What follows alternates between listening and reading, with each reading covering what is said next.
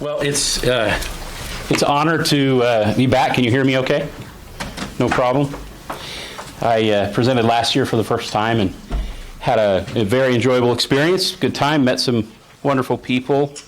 And I want to acknowledge I'm a little nervous. After I got approved to present a few weeks before, AMCAP called and asked me if I would split it and make it 2 hours instead of one. So this is, I'm worried that I'm going to drag it out a little bit to try to fill the 2 hours, but I hope we'll have some conversation. The other part of that is I'm a horrible judge of how much time it takes for me to present material, so I may be rushing at the end. We'll see. Welcome to the journey, right? So I'm going to take the liberty to do a personal thing.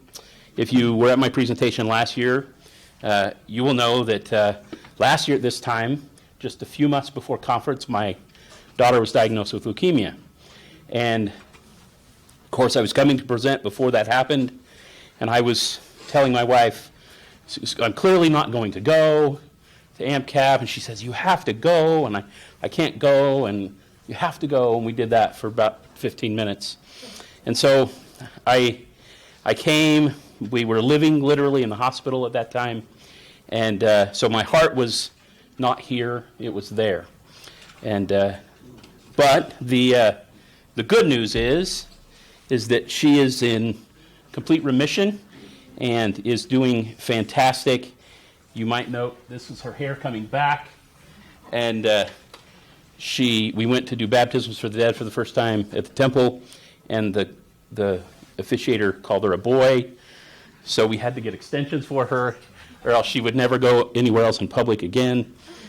But she's doing really, really well, and we're so blessed and grateful to be here. She's up here with us this year. The other thing, I want to make a serious gratitude to my colleagues at the Arizona Family Institute. She announced that I'm the founder and director of that, which I am, but it doesn't mean anything. Here's why. This institute that we've created, no one works for anybody. It's completely lateral. We've been spending years collecting individuals that are like-minded, that come from an attachment perspective and can work with families of faith. My colleagues and I spend a great deal of time collaborating about attachment principles, how they affect mental health, spirituality, and it is our guiding compass. And without the hours of case collaboration, theory collaboration with that group, these presentations would be much more meager, and I would be less confident about content. So I'm grateful for them. They're wonderful people, some of which are here today. So the topic and title, Discipline versus Disconnection, comes from years of study and research about what I will say, it might sound old hat, is new perspectives in addiction work. I think people have been knocking around the attachment idea in addiction for a long time because it certainly relates to trauma and other factors of addiction.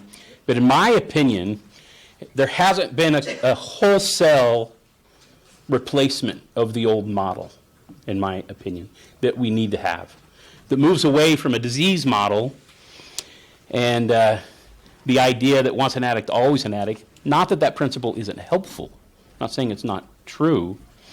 I'm saying that attachment principles, an understanding of those ideas and how it might impact treatment, has an immediate and long-standing effect on recovery.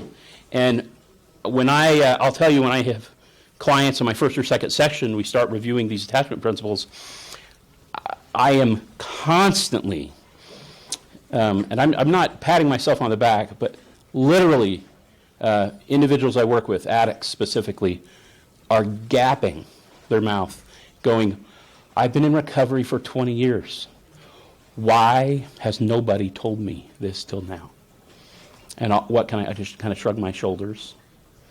and say, I'm not sure.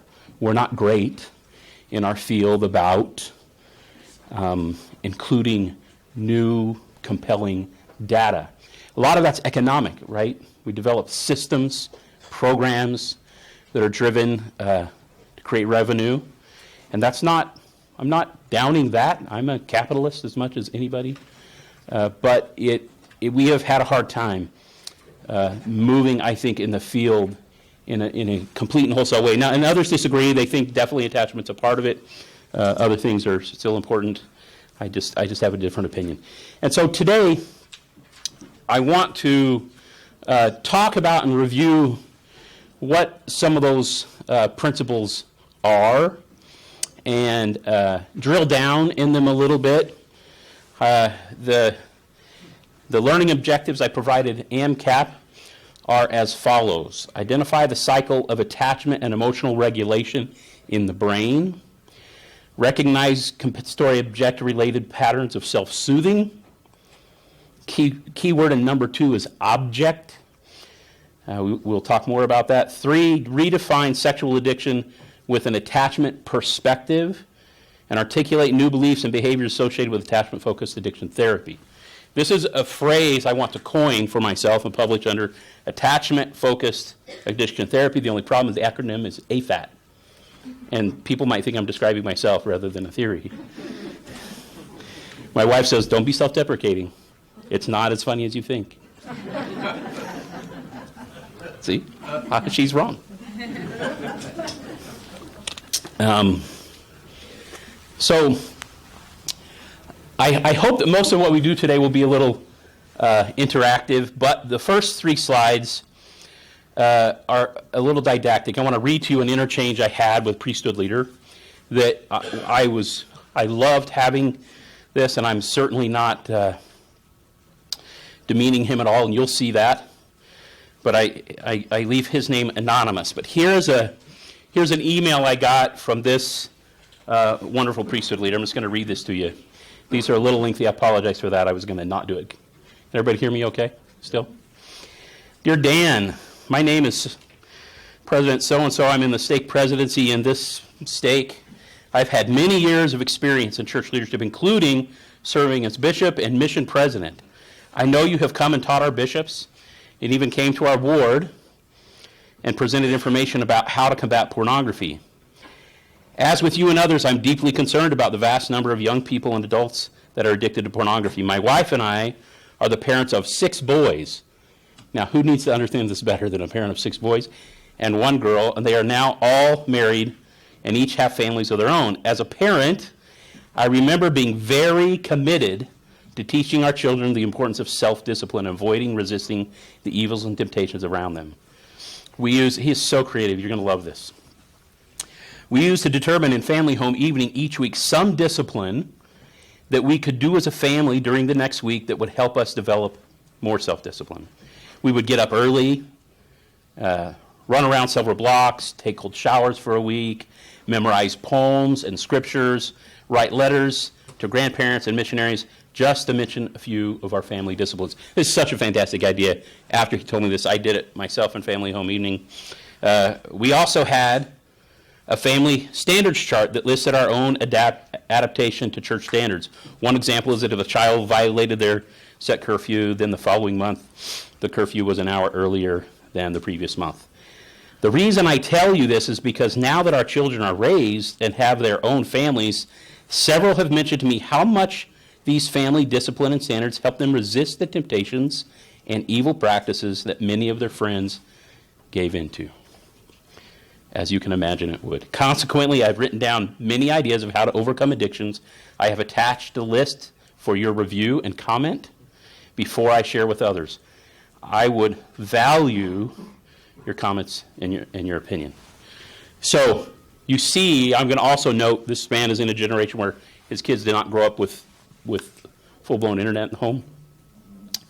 How concerned he was and what obvious and specific action they took with their family. So here's his list of suggested responses. He says, he gives me a list of these he writes it on a sheet. He wants to hand this out to people that struggle, and they're great. Do a predetermined physical discipline. Run or walk a certain distance. Do some other exercise or physical activity for a predetermined period of time. Take cold showers every day for the next week. Eat only a predetermined diet for the next week. Okay. Do a predetermined spiritual discipline. Read the scriptures for a predetermined period of time. Read certain conference talks or Inside New Era magazine. Fast and pray for 24 hours during the next week. Don't take the sacrament the next Sunday. Do a predetermined service discipline. Index a certain amount of names. Do family history or a certain period of time. If followed up by your bishop, if allowed by your bishop, do baptisms for the dead or other temple ordinances a certain number of times. Do family chores or work service. Volunteer a certain amount of hours with Just Serve. Restrict the activity or association with those that influence you to give in. Here's the last part. Every time the addiction or vice is repeated, increase the level of your disciplines, including showing a family member, friend, or leader your list. Remember, these are disciplines, not punishments. Set realistic disciplines that make you stretch but are attainable in your abilities and time restraints.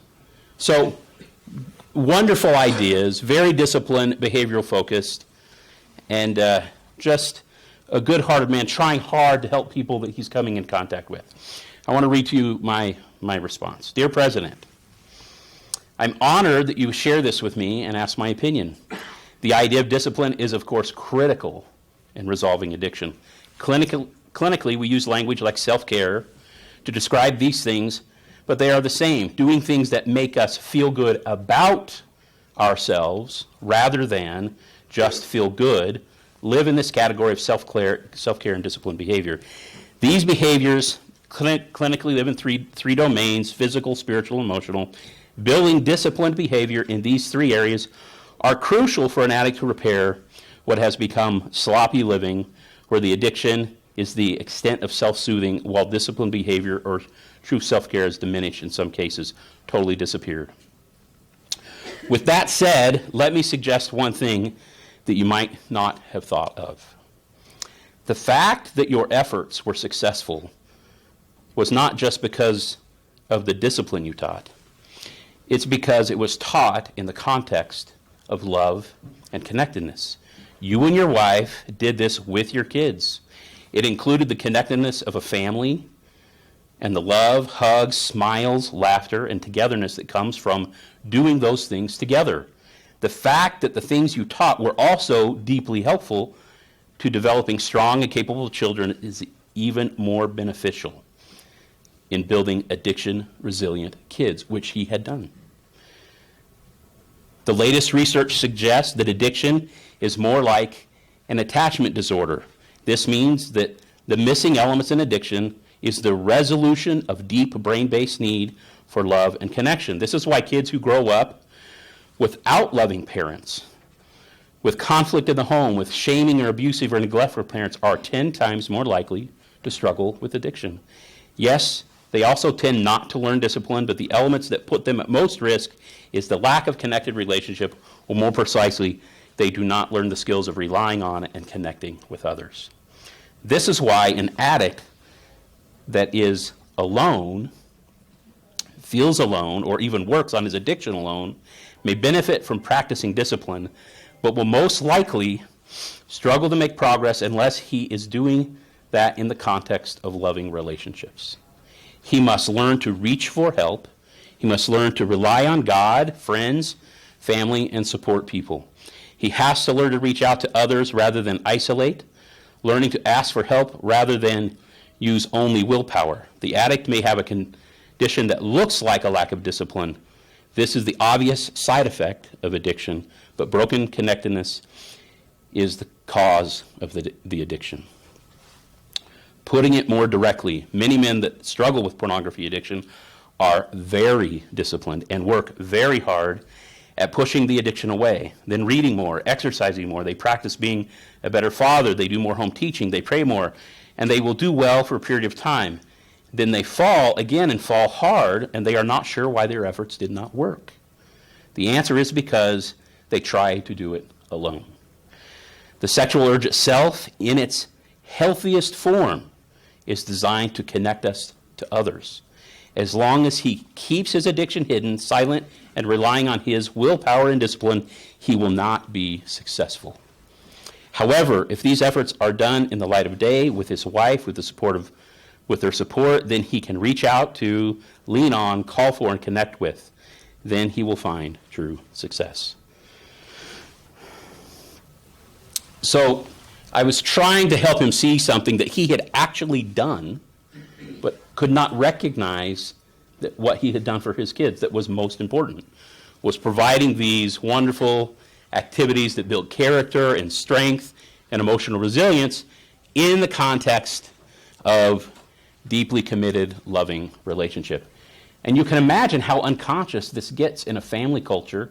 Just like a family that's highly dysfunctional, they can't always understand what's happening in that norm. I have a client who said to me, he married his wife. He said they thought things were wonderful, and when they got married, they started visiting their families. And he was the advocate. He said, I recognized something very different, but I'm surprised that I didn't see it before we were married. We go to my wife's house. The windows are open. The house is bright. People are sitting around a table together, laughing and talking. We go to my house.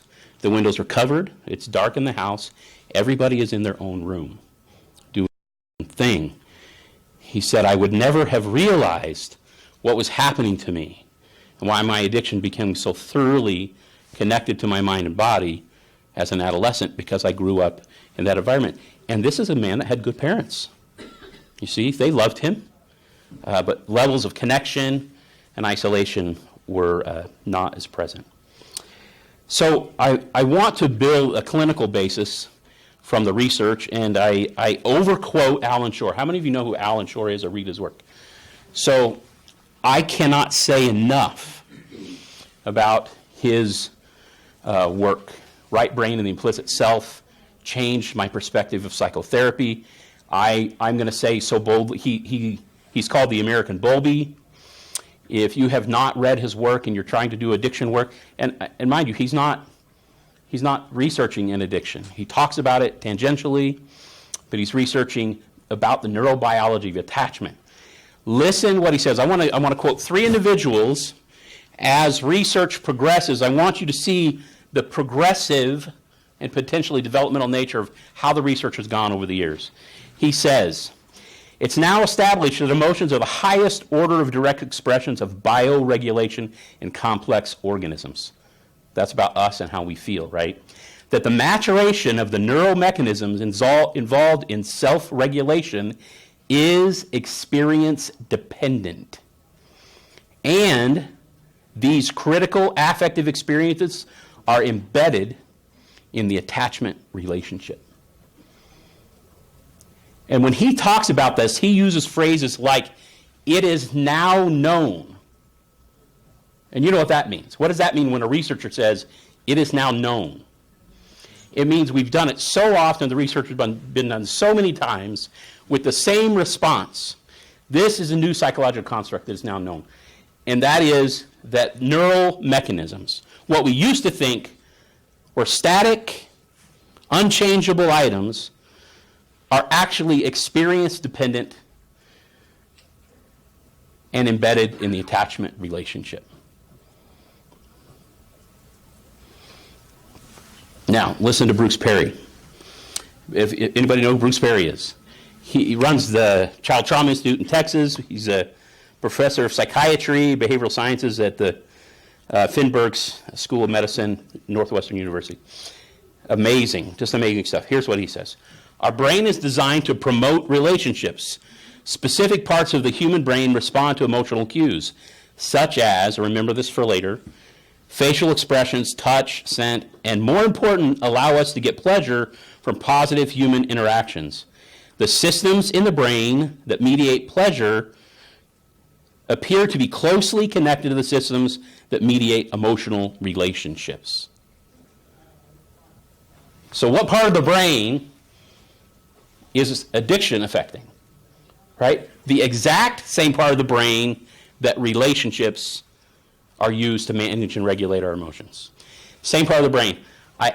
There's a great video, the hand-holding experiment, if you've seen that, by Cohen, I think. Neuropsychological researcher out of West Virginia. He talks about the direct neural impact of connection on individuals. He did this great study where he put people in a PET scanner and he tells them, I'm going to shock the bottom of your foot. And so immediately stress response goes off in the brain. The real study, though, was that they did this to people just in the PET scanner. Then they did it where the nurse would hold their hand when they said this phrase to them about shocking their foot. And they would let a spouse come in and hold their hand. And they even did a study of the relationship. They did a little questionnaire about their relationship. And guess who had the least stress response in the PET scans were individuals who reported that their spouse and that they had a good relationship with their spouse. Right? And this study is so repeated. They did a study on congestive heart failure patients who, when they have visitors, are 3 times more likely to recover. So the neurobiologic, psychological connection between attachment and the brain are real and absolute. Now, Philip Flores, author of Addiction as an Attachment Disorder. If you don't have that book, I just highly suggest it's my clinical Bible lately. It is so, so good. He says, because of a person's difficulty maintaining emotional closeness with others, certain vulnerable individuals are more likely to substitute the vast array of obsessive-compulsive behavior, sex, food, drugs, alcohol, work, gambling, computers, etc., that serve as a distraction from the gnawing emptiness and internal discomfort that threatens to overtake them. So my only goal here is to build a clinical basis beyond my opinion about what's happening, and I can tell you there is so much there. This is just 3 of the people I respect the most that say it most emphatically, but the research is amazing and irrefutable. So I've spent the last 5 years attempting to develop a model that sees sex primarily as a mind-body, biologic experience with one goal in mind, to get us to find emotional connection. That is its primary goal. Whenever we decide sex is an evil thing, intruding our mind or body, and that it must be fought, we are on a path back to addiction. We might temporarily push away something that's neurobiologic and designed to meet our attachment needs, but if we don't learn how to include it without shame, how to meet the need morally, ethically, and emotionally, we will continue the same trap addicts have been in for years, whereas they try hard, willpower, and relapse. Try hard and willpower and relapse. And if you've been in the field, you know this is a 2-day cycle, it's a 2-week cycle, it's a 2-year cycle. It's a 10-year cycle. Because when you keep it to yourself and you don't understand how to actually meet the needs that the addiction is meeting, you get stuck. So what I'm going to do now, I'm going to give you a brief overview of the whole cycle so that you see it, and then I'm going to walk through each step. And so what I predicted is exactly true. We're at 23 minutes, I think, and I'm 4 slides in of 25. So I'll be rushing through some of this, but I want to slow myself down at critical points. But here's what the cycle originally looks like, and I have to tell you, I have a better version of this, but it doesn't look good on a PowerPoint. It's too small to read. But I want to run through what the premise is, and I'm going to go through in great detail each one, but it starts with normative stress that builds to tension, and an instinctual response begins of reaching out.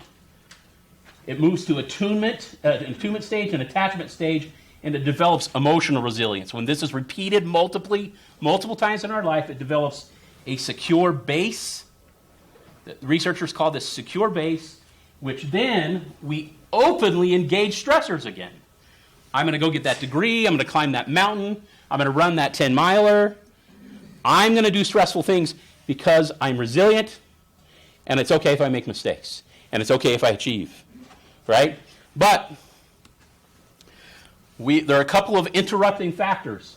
If there is an attachment interruption story, then this system can't function.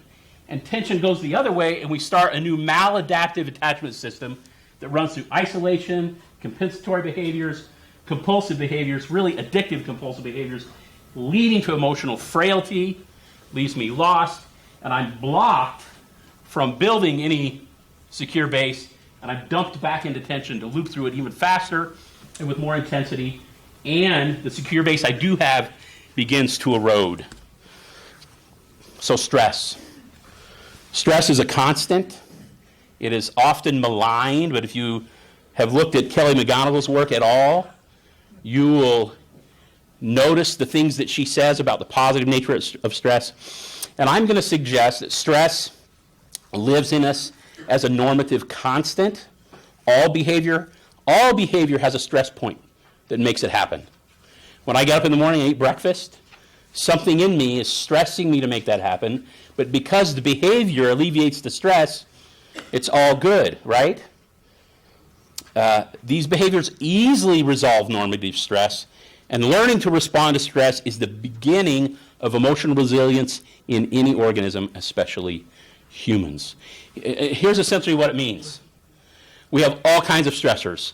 Resilience becomes, when I'm thirsty, I get a drink. If I'm tired, I take a nap. If I'm cold, I get a blanket. And as I develop my ability to respond to those stressors, life moves really well. It's only when we can't find a behavior to alleviate a stressor that it becomes tension. And now tension, we're talking about a level of stressful cortisol, stress hormones in the bloodstream, in the brain, and they start to change the experience. And how does it change the experience?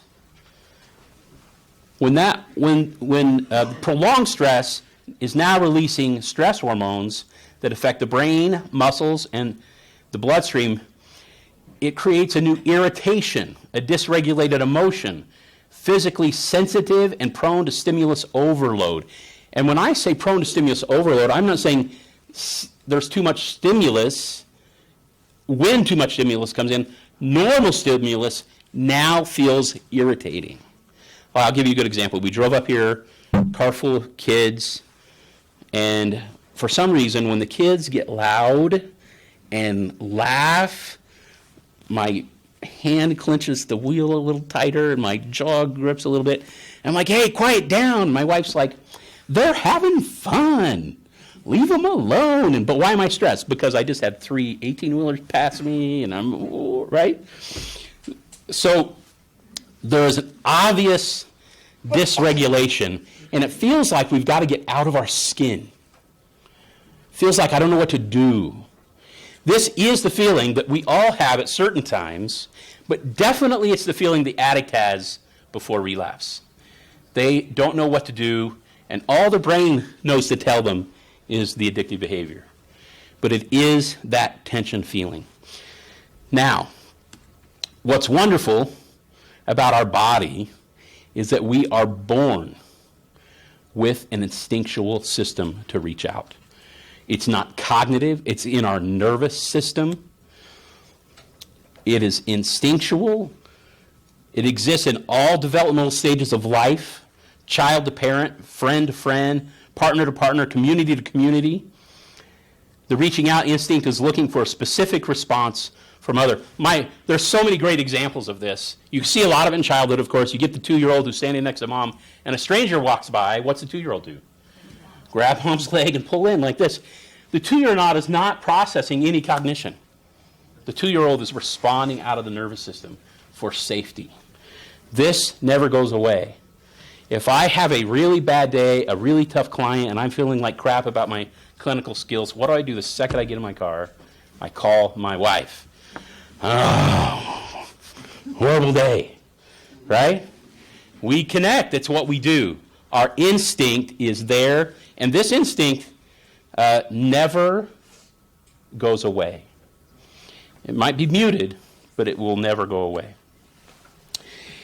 And that reaching out instinct is looking for something very specific called attunement. The literature, this is the word that best describes this stage in the literature. We could call it empathetic attunement, responsiveness, but it is absolutely other-focused.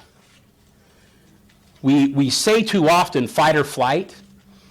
What are we running? We're running from pain. What are we running to? Well, in the immediate, yes, we're running from the pain, but we're always looking for safety. We're always looking to run to something. I watched a great video the other day of these two hikers who were being stalked by a bear. And they were videoing the bear because they kept looking at the bear. They were terrified, and they kept saying, don't run, don't run, don't run. Because they knew if they ran, the bear would start running. I don't know if you've seen this video. But and they were saying, don't run. They were terrified that one of them would run faster than the other, get away from you. They wanted to stay together. And finally, when they get to the car, the number of heavy sighs they had with each other in the car is like, because they were on this long trail. But this attunement is very specific. And the work that connects here, if you've looked at Helen Rice's work on empathy, and of course Brene Brown's vulnerability work, this is what lives in this stage. It's what's natural to us. We want it. We want to be soothed. We want to be comforted. We want to connect. And we look to others to help us specifically resolve. Now, I'll say the traditional model, those people that don't like the attachment model say to me, Dan, you're building codependency. And I just say, nice knowing you. I'm going to go do my own thing. Because I don't think traditional model's been working that well. And the research is supporting it. Now, the next stage, attachment. This is an interesting stage because attachment keeps a little bit of attunement alive, but it's something that happens between the two organisms that is a completion and a continuation of attunement. It represents a drop and a calming of stress hormones. There's often a physical or verbal act of physical and emotional acceptance, and there's a strong physiologic response reduced in the heart rate, respiration rate, and blood pressure. Here's my favorite example. Take a 6-year-old kid who's climbing a tree out back, and he slips and falls and scrapes the bark off of his leg on the bark on the tree, and he's bleeding. And what does he do? He jumps up, his nervous system says, run in the house, bang, smashes the door open, screaming and crying for mom or dad. And what do mom and dad do? A good parent. What does a good parent do? I put the bang and the slam the door in there to trigger another response, maybe. But here's what a good parent does. A good parent says, buddy, hey, what do you do? What's going on? Come here. What's going on? They come and they look, oh, and they pick the kid up and they put him on the counter, right? And they turn for a first aid kit. And when they come back, they have another first aid kit kicking in. The physical first aid kit they put down. The kid is hyperventilating. You know how kids do. How they're doing this stuff. And the parent starts breathing with them unconsciously. It's okay. When they take a deep breath, the parent, it's okay. You're going to be all right. I'm here. Keep breathing. It's all right. You're going to. And while the mom's doing this emotional first aid, he's getting, cleaning the wound. And dads do this too. And they bandage it. Right? And the kid is de-escalating as mom or dad is attuning. Right? They're being with them in this crisis. And they're soothing. And then an interesting thing happens. Mom gets him all calmed down. And right before the spray the stuff on it, no, it's going to sting. No, it'll be all right. We do it all over again. It'll be okay. Bandage it up. And then mom kisses him on the forehead. And what happens when mom kisses him on the forehead? It is like she was never there, right? Thanks, Mom. Out the back door to do what? Climb the same tree, right? But I'm saying that as the de-escalation occurs, in this unconscious moment, something happens. An emotional drop and syncopation occurs. That kiss on the forehead symbolizes it. Maybe it's a wink or a tone or a soft I love you or be careful next time as he's running out. But it is absolutely de-escalating neurologically. The stress hormones in the brain that were 3 minutes previous completely panicking that kid are absolutely gone and replaced with possibility and resilience. This is how we create emotional resilience. And you know that we hear these things about how to make tough kids and to be harsh parents and to demand a lot, to be super disciplined. We all know that's emphatically not how you create strong kids. We create strong kids by being with them during their mistakes. When we talk like this, some people think we mean being passive. This is our problem with Western parenting, right? Is we think firmness and severity are what go together versus firmness and love. I remember one conversation I had with my son, and he was like, well, I can't take the car then? Oh, buddy, no. I love you, and there's no way you're taking the car. And he looks confused almost, like I should be yelling at him when I say that or something. But it does not imply a lack of firmness. But that emotional resilience, when it's repeated, when this cycle is repeated over and over and over in our life, it produces, I didn't do this, did I? It says, I am safe to make mistakes. It's okay to take risks and engage difficulty. I know where to go if I have trouble. And I think this is one of the most important elements of emotional resilience. I'm aware of others and see them as trustworthy. I'm aware of myself and my natural boundaries. I just love this face. Isn't that amazing? That's just great. I think it's got to be staged or photoshopped. Maybe not. And this picture was a metaphor for me because who do you think is at the end of this line? Dad. A parent or a very safely planted carabiner with somebody belaying at the other end, right? Isn't this what emotional resilience, the result of it, is that I can take risks. I had this great experience with a bishop I had. I was at his house one day and we were talking, and his 17-year-old boy came in, and he said, "Hey, Dad, me and my friends want to go to the lake. Can we take the boat?" And I was so shocked at how quickly he responded. Absolutely, pulled the drawer open, grabbed the keys to it. He said, "Be careful and have a good time." 17. Kid leaves. Dad, he doesn't even get up to go make sure he gets the boat out correctly. Whatever. And I'm like, that's amazing. And he said, "Oh, best kid I've ever had. Trust him completely. He would never lie to me." He went on about his kid, as we do sometimes as parents. Literally the next day, his older son comes in and says, "Dad, can I use your truck?" He said, "Nope." And the kid just went away. I'm like, okay, so the younger son gets the boat and the truck, and that kid doesn't get the truck. He said, "Nope. I don't trust him at all." Right? So he went on to talk about the differences in the boys, the difficulty they had in parenting. But you see the emotional resilience that gets created.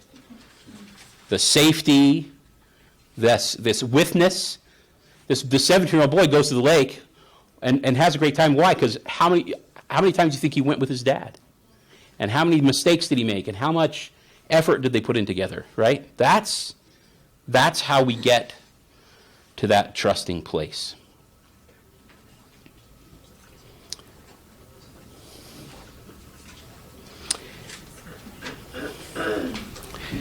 The secure base that it develops after we have thousands and thousands of those in our lifetime.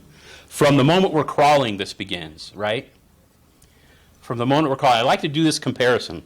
If you take a 9-month-old baby that's learning to crawl, and the baby gets stuck under an end table, you know how they do sometimes, a smart mom or dad might listen to the whimper and judge whether they should respond immediately.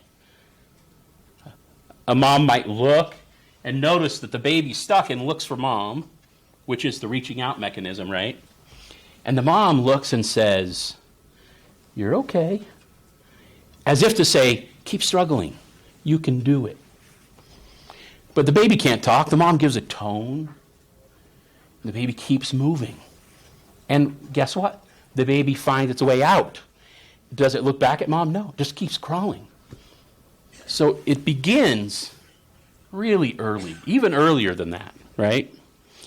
Imagine a senior high school quarterback playing ball, dad's on the sidelines or in the stands cheering, family's there, and he gets hit really hard. Boom. And everything goes black. This happened to me, actually. I wasn't the quarterback, but for a fact, the quarterback gets hit, right? And he goes down black, and he's thinking, oh, this is nice, this quiet little space. And then he starts to hear the roar of the crowd, and he's kind of waking up, and then he opens his eyes, and there's the coach. You all right? You all right? And this kid gets up, shakes it off, runs back to the huddle. After a physical trauma. And why? Because he's been playing ball since he was 12, because he hears the cheers, he understands what it means to get hit. There's complete emotional resilience.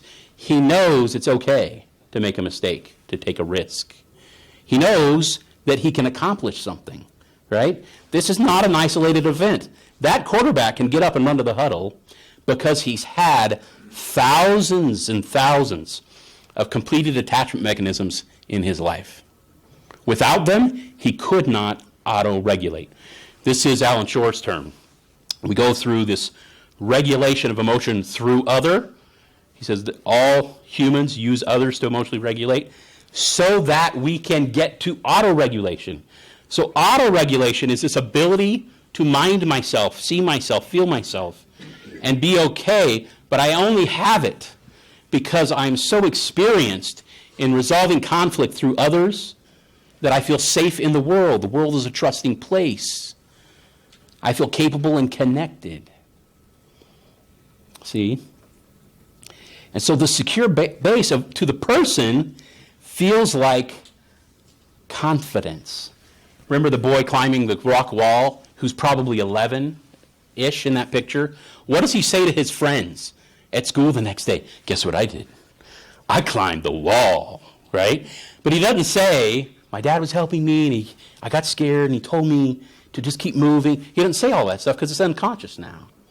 We experience the secure base as confidence, and that it's inclusive. Successful regulation with others leads to the ability to auto-regulate. I repeat myself because I just start talking and then I've got to look at my PowerPoint. I apologize. We're safe to make mistakes and to have accomplishments. And here's the other piece that the secure base does for us, is it allows us to accept ourselves and others. We're not feeling threatened by others. We're not feeling threatened by our potential weaknesses.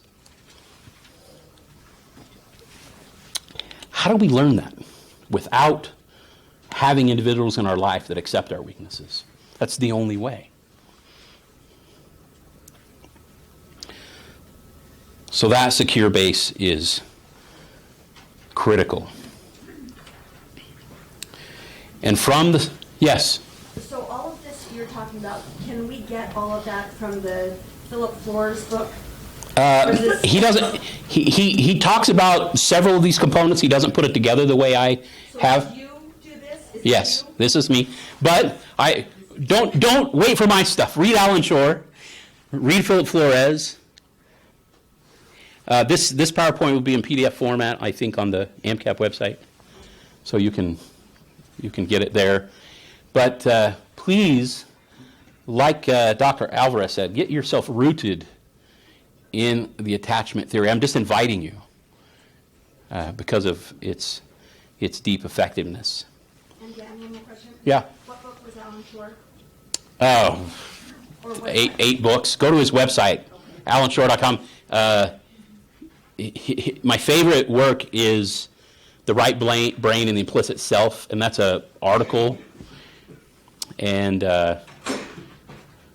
emotional regulation in bioorganisms, or I forget the name of that one. But he has a full bibliography on his website, and I usually just go to his website and read the articles most of the time. It's great stuff. Alex Kitahakis is a researcher in the sex addiction world, and she just came out with a book last week called Sex Addiction as Affect Dysregulation, and Alan Shore wrote the foreword to it. The things are changing in this work, and if we don't see what's effective, we stay siloed in old methods that are sex negative, we doom our clients to continue the same addiction process. They may get better temporarily out of behavioral control, but a change of the implicit connection mechanisms inside them is what heals these things. What was the name of the book? Flores? No, the one that just came out last week. Sexual Addiction as Affect Dysregulation. What's the name of it? Alex Kitahakis. Alex Kitahakis. And I don't know how to spell Kitahakis. I could look it up for you, but it's a Sexual Addiction as Affect Dysregulation. Flores' book is a addiction as an attachment disorder. That one is more explicit.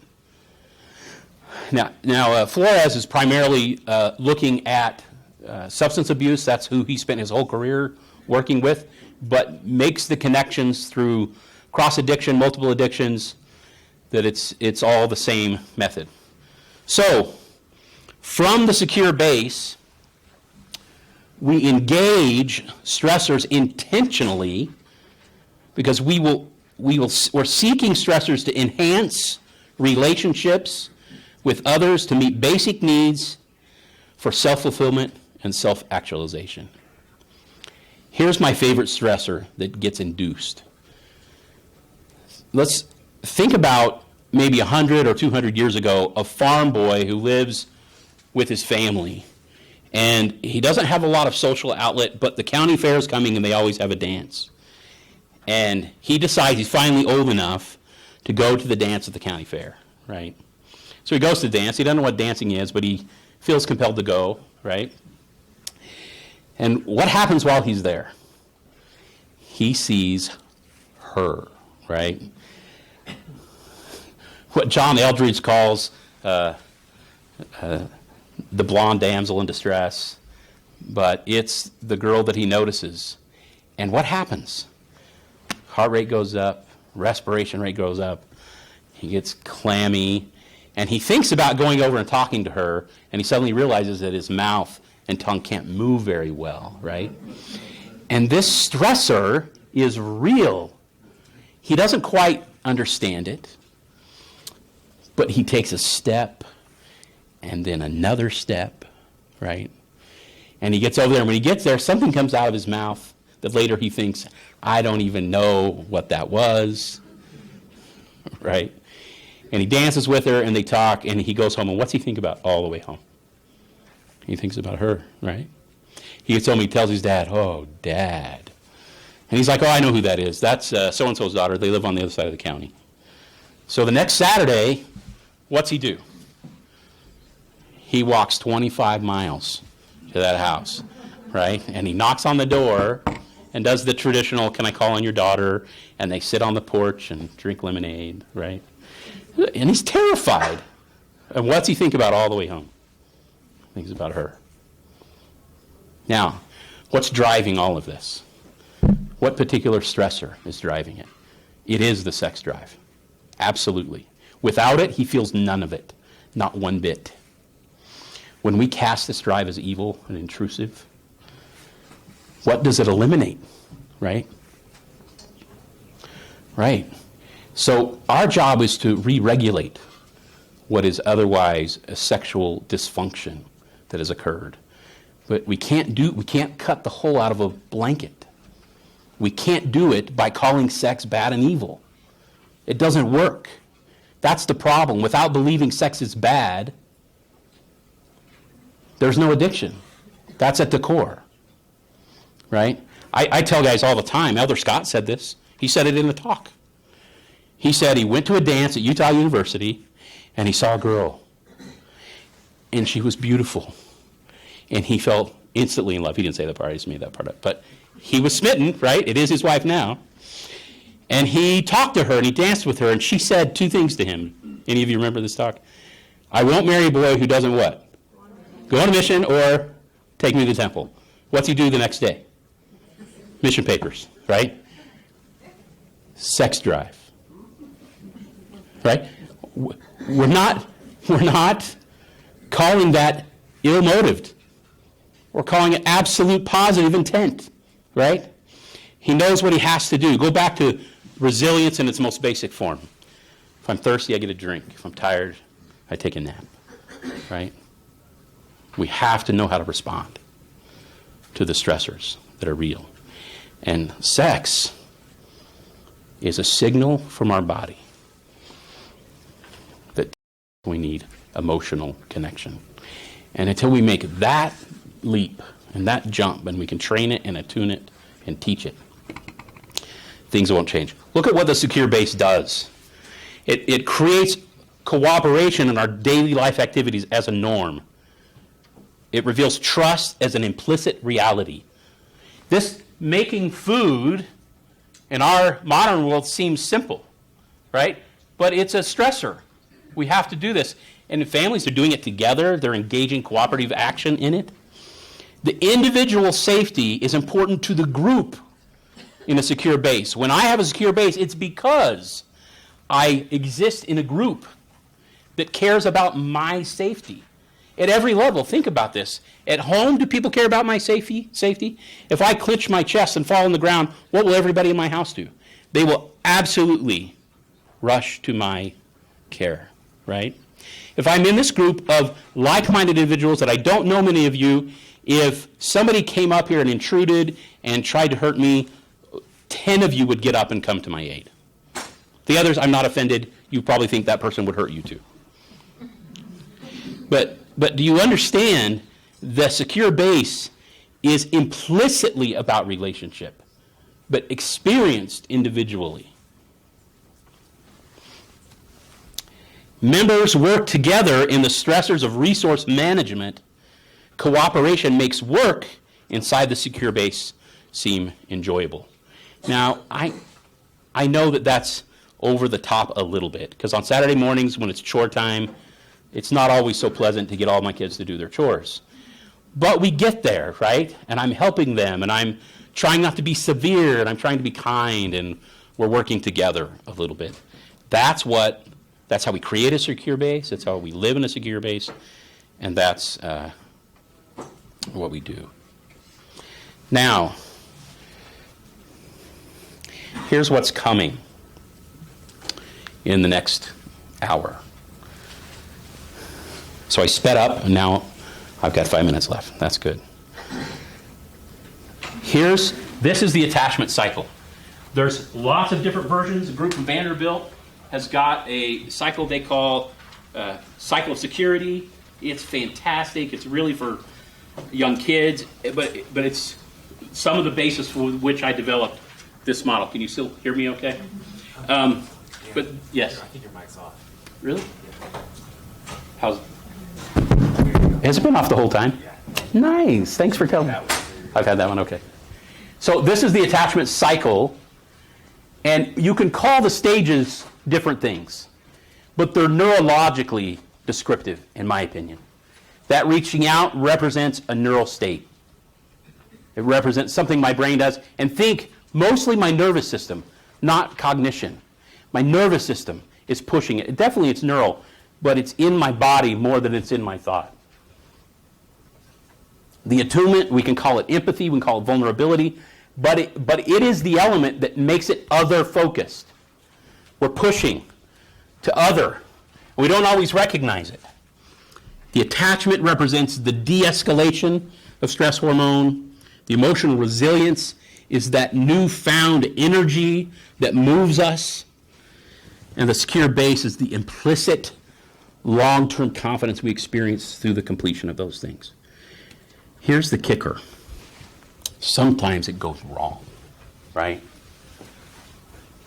The AFT people call this attachment injury. I didn't want to go that strong because sometimes it's not an explicit injury.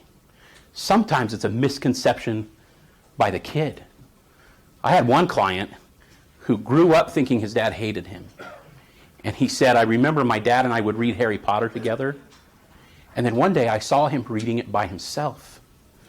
And I thought that meant he didn't want to read it with me. And the dad's there, and the dad says, oh my gosh, I was a horrible reader. I would read ahead so that I could add emphasis and voices. And so sometimes there's just an interruption. Sometimes it's that basic. And it's based in the belief and experience. Sometimes it's an obvious injury, an obvious act that thwarts the whole system. And what happens? Once that occurs, I'm not reaching out. My instinctual mechanism is interrupted. And if you read closely in the trauma research, here's how they describe this. They will say that that mechanism still neurologically shoots out, and the individual imagines or even experiences the exposure of self and immediately gets terrified and retreats. So the mechanism never goes away. That's why the ensuing trauma or difficulties or dysregulation is so painful, because the body is trying to resolve the dilemma in the way that the brain is designed. Let me end with this. I, for years, taught individuals, men and women, the addiction cycle. And I'd always left with a decision point. You've got to make a choice at some point. You've got to fight it here, you've got to fight it there. That's true. But what I never taught them was how the brain was supposed to work. This is how the brain's supposed to work. If you read the research, this is it.